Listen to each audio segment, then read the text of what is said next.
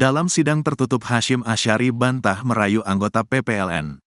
Dalam sidang tertutup di Dewan Kehormatan Penyelenggara Pemilu atau DKPP pada Rabu, tanggal 22 Mei tahun 2024, kemarin, Ketua KPU Hasyim Asyari membantah dirinya melakukan pelanggaran kode etik penyelenggara pemilu dengan berbuat asusila kepada anggota Panitia Pemilihan Luar Negeri, PPLN. Hasyim mengklaim seluruh muatan dalam pokok aduan tidak sesuai dengan fakta yang ada. Semua hal yang menjadi pokok perkara yang diadukan oleh pengadu maupun melalui kuasa hukumnya sudah saya jawab semua. Dan kemudian pada intinya apa yang dituduhkan atau apa yang dijadikan dalil aduan kepada saya bantah semua, kata Hasyim di kantor DKPP Jalan Abdul Muisno. 2-4, Kelurahan Petojo Selatan, Kecamatan Gambir, Kota Jakarta Pusat, Rabu, tanggal 22 Mei tahun 2024. Hasyim pun mengaku kecewa dengan langkah pihak pengadu yang telah membocorkan pokok aduan kepada media sebelum sidang dimulai. Dirinya berniat mengambil langkah hukum atas kejadian ini. Sementara itu, kuasa hukum pengadu mengaku pihaknya tidak pernah membocorkan pokok aduan atau bukti ke pihak luar, seperti yang dituding Ketua KPU RI Hasyim Asyari. Dalam sidang tertutup Rabu, tanggal 22 Mei tahun 2024, kemarin, pihak pengadu membawa 20 bukti ke DKPP. Hasyim dilaporkan ke DKPP oleh Lembaga Konsultasi Bantuan Hukum dan Pilihan Penyelesaian Sengketa Fakultas Hukum UI. Hasyim dituduh menggunakan relasi kuasa untuk mendekati dan berbuat asusila terhadap pengadu. Kronologi dugaan asusila, Ketua Komisi Pemilihan Umum, KPU, RI Hasyim Asyari kembali diadukan ke Dewan Kehormatan Penyelenggara Pemilu, DKPP, RI.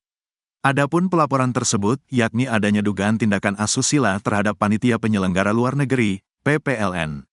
Sebagai informasi, aduan dilayangkan dari pihak Lembaga Konsultasi Bantuan Hukum Fakultas Hukum Universitas Indonesia, LKBH FUI, dan LBH APIK ke kantor DKPP RI pada Kamis, tanggal 18 April tahun 2024. Pada hari ini kita melaporkan Ketua KPU RI ke DKPP atas pelanggaran etik, integritas dan profesionalitas yang diduga melibatkan tindakan-tindakannya dalam membina hubungan personal, hubungan romantis dengan seorang PPLN di luar negeri, tutur kuasa hukum pelapor, Aristo Pangaribuan. Aristo mengatakan bahwa tindakan kali ini Hasyim tak jauh berbeda dengan apa yang menimpa Ketua Umum Partai Republik Satu Hanaeni alias Wanita Mas, yang juga membuatnya disanksi peringatan keras terakhir oleh DKPP. Tapi kalau pada Hanaeni dia itu adalah ketua umum partai punya kepentingan. Ini klien kami seorang perempuan petugas PPLN, dia tidak punya kepentingan apapun. Dia merasa menjadi korban dari hubungan relasi kuasanya. Karena ini kan bosnya ketua KPU, kata Aristo Pangaribuan. Kemudian ia menyebut, dalam keadaan keduanya terpisah jarak, terdapat upaya aktif dari Hasyim secara terus-menerus untuk menjangkau korban. Hubungan romantis, merayu, mendekati untuk nafsu pribadinya, kata Aristo. Menurut Aristo, Hasyim diduga melakukan tindakan asusila kepada korban selama proses pemilu, yakni sejak bulan Agustus tahun 2023 hingga Maret tahun 2024. Sementara itu, anggota tim kuasa hukum lainnya, Maria Dianita Prosperiani menjelaskan kronologi kejadian tersebut. Lanjut Maria, Hasyim dan korban pertama bertemu pada bulan Agustus tahun 2023 dalam kunjungan dinas KPU. Sejak itu, Hasyim disebut melakukan perilaku berulang terhadap korban dalam upayanya memenuhi kepentingan pribadi. Sebenarnya ini perilaku yang berulang. Dalam rangka untuk memenuhi kepentingan pribadinya, Ketua KPU diduga menyalahgunakan jabatan, kewenangannya. Dia menggunakan fasilitas pribadi, di sini yang menjadi catatan bagi kami adalah adanya relasi kuasa, pungkasnya. Kasus Hasyim dan Wanita Emas berujung sanksi. Dewan Kehormatan Penyelenggaraan Pemilu, DKPP, sebelumnya telah menjatuhkan sanksi peringatan keras terakhir kepada Ketua KPU Hasyim Asyari terkait 3 aduan yang dialaminya. Hal ini disampaikan melalui sidang etik yang digelar di gedung DKPP, Jakarta. Menjatuhkan sanksi peringatan keras terakhir kepada teradu Hasyim Asyari selaku ketua merangkap anggota Komisi Pemilihan Umum, ujar Ketua DKPP Hedi Lukito pada Senin, tanggal 3 April tahun 2023, yang ditayangkan di YouTube DKPP. Hedi meminta KPU untuk melaksanakan putusan ini paling lama 7 hari sejak putusan itu dibacakan. Kemudian, Hedi juga meminta Bawaslu mengawasi keputusan terhadap Hasyim Asyari.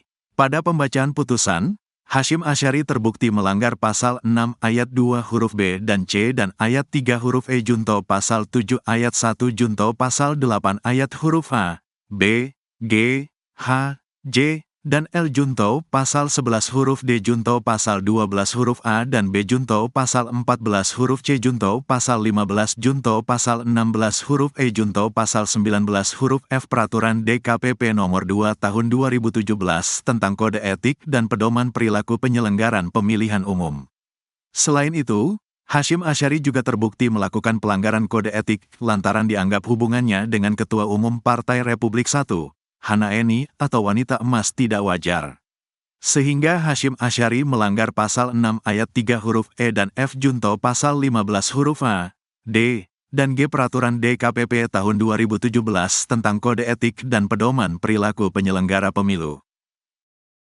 Jalan bareng ke Jogja, Hasyim Asyari, kata DKPP, juga terbukti melakukan perjalanan pribadi dari Jakarta menuju Yogyakarta bersama Misya Hanaeni Moein atau wanita emas, pengadu 2, pada tanggal 18 Agustus tahun 2022.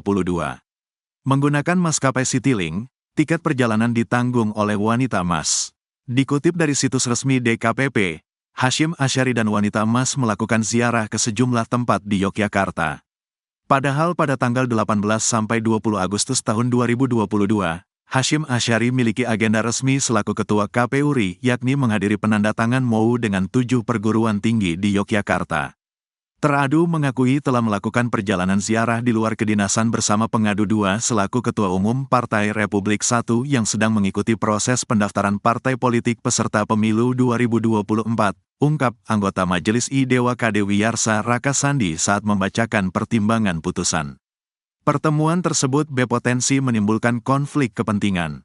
Pertemuan tersebut dinilai tidak patut dan tidak pantas dilakukan Hasyim Asyari selaku Ketua KPU RI dengan kapasitas dan jabatan yang melekat sebagai simbol kelembagaan. Teradu terbukti telah melanggar prinsip mandiri, proporsional, dan profesional. Tegasnya, teradu terbukti melanggar pasal 6 ayat 2, huruf B, C, dan ayat 3, huruf E, pasal 7 ayat 1, pasal 8 huruf A, B, G, H, I, J, L, pasal 11 huruf D, pasal 12 huruf A, B, pasal 14 huruf C, pasal 15, pasal 16 huruf E, pasal 19 huruf F Peraturan DKPP Nomor 2 Tahun 2017 tentang Kode Etik dan Pedoman Perilaku Penyelenggara Pemilihan Umum.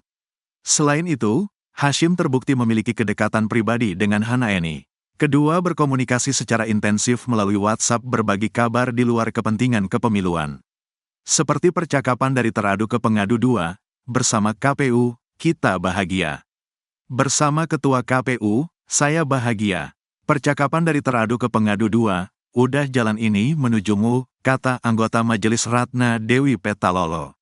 DKPP menilai tindakan Hasyim selaku penyelenggara pemilu terbukti melanggar prinsip profesional dengan melakukan komunikasi yang tidak patut dengan calon peserta pemilu.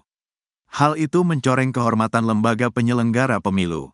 Dengan demikian teradu terbukti melanggar pasal 6 ayat 3, huruf E dan F Jo pasal 15 huruf A, D, dan G, Peraturan DKPP Nomor 2 Tahun 2017 tentang Kode Etik dan Pedoman Perilaku Penyelenggara Pemilihan Umum. Pungkasnya. Sementara itu, Hasyim tidak terbukti melakukan tindak pelecehan seksual terhadap Hanaeni. Hal tersebut dikarenakan tidak ada alat bukti material dan tidak ada saksi yang menguatkan terkait dengan dalil aduan pelecehan seksual. Assalamualaikum warahmatullahi wabarakatuh. Selamat sore dan salam sejahtera bagi kita sekalian, teman-teman jurnalis yang saya hormati. Pada hari ini, hari Rabu, tanggal 3 Juli tahun 2024, sebagaimana yang sama-sama teman-teman jurnalis ketahui bahwa DKPP telah membacakan putusan perkara di mana saya jadi teradu. Dan sebagaimana diketahui, substansi dari putusan tersebut teman-teman sudah mengikuti semua. Pada kesempatan ini saya ingin menyampaikan, saya mengucapkan Alhamdulillah dan saya mengucapkan terima kasih kepada DKPP yang telah membebaskan saya dari tugas-tugas berat sebagai anggota KPU yang menyelenggarakan pemilu. Pada teman-teman jurnalis yang selama ini berinteraksi, berhubungan dengan saya, sekiranya ada kata-kata atau tindakan saya yang kurang berkenan, saya mohon maaf. Saya kira itu yang dapat saya sampaikan pada kesempatan ini. Terima kasih. Assalamualaikum warahmatullahi wabarakatuh.